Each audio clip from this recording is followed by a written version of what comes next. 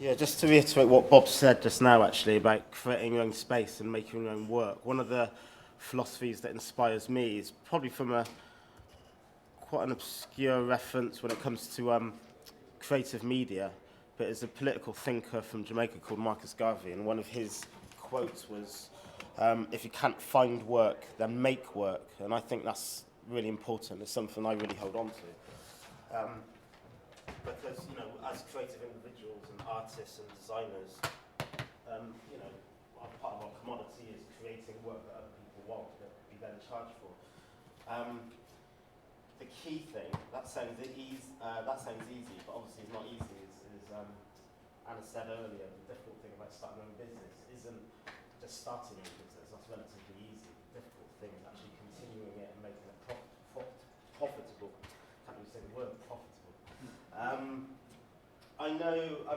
Part of what I do, I'm not going to talk about this, but part of what I do is also lecture in the University of West of England in Bristol. And I know the university, I know most universities, especially from creative industries, what they're most interested in isn't what you're doing 5 months after you've graduated, it's actually what you're doing 5 years after you've graduated. Because it's actually about how you're turning your creative skills and your critical thinking into a longer term commodity that's valuable to you that other people will buy for. And it's also fair to say that most designers and creative artists working in the industry are working on a freelance basis. It might be freelance, obviously, for another company that are buying your skills over and over and over again, but it is still that freelance. You think when you're freelance, you are self-employed, so you still have your own business in a way, even if you don't think about it in that kind of way. One of the things I'm going to talk about, or the key thing I'm going to talk about, is my company, Firstborn Creators, which we founded in 2000. So I'll talk about that, but really it's from a personal point of view of how we went on this journey. We built Firstborn Creatives around key things that myself, Rob Mitchell, see the names up there somewhere, a bit small. Myself and Rob Mitchell, we were the sort of founding members of Firstborn Creatives. So we met we met the year before I graduated.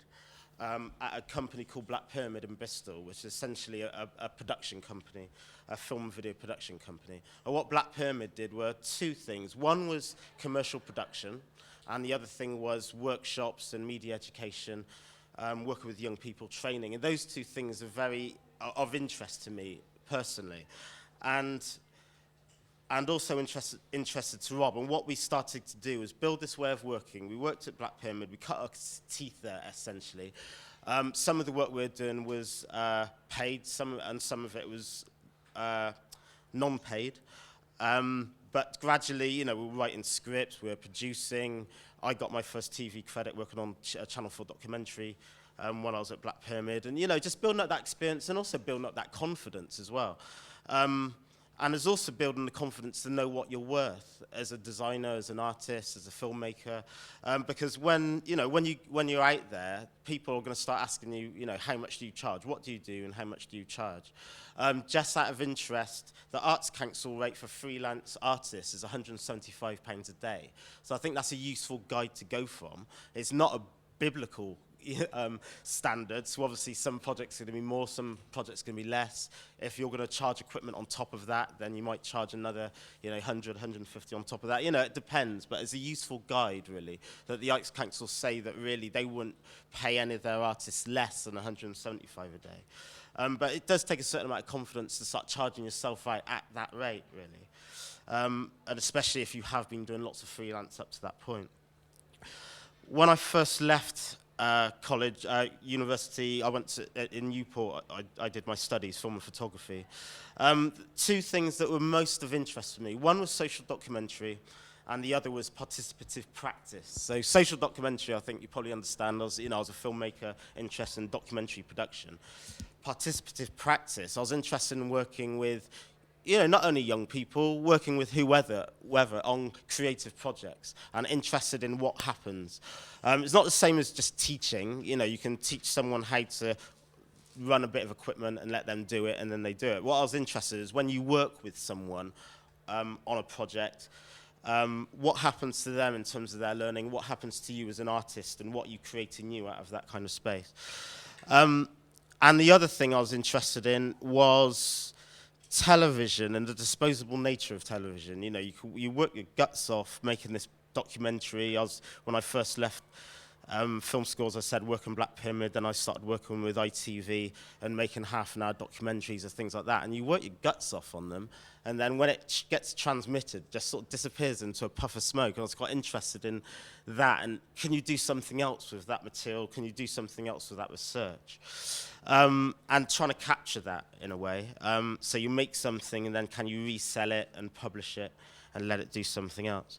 So Black Pyramid folded in around 1999, 98, 99 as a company, but myself and Rob continued to work together.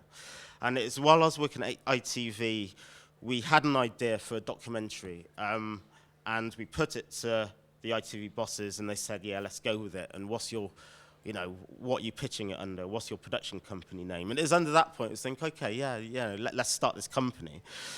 So very easily, we sort of got together and we made this company called Firstborn Creatives. And as I said earlier, and as Anna said, it's not only the idea, but it's the company, but what you're going to do with it. I'm going to show a clip of a project that we produced a couple of years ago called Culture Clash.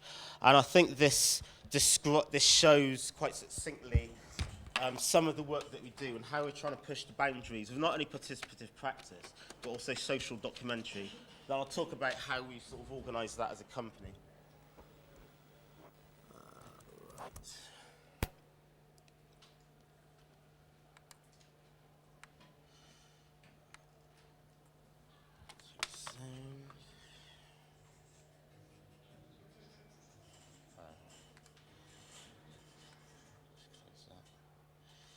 So this particular piece of work was commissioned. There's a number of different funding involved, European funding, neighbourhood renewal funding.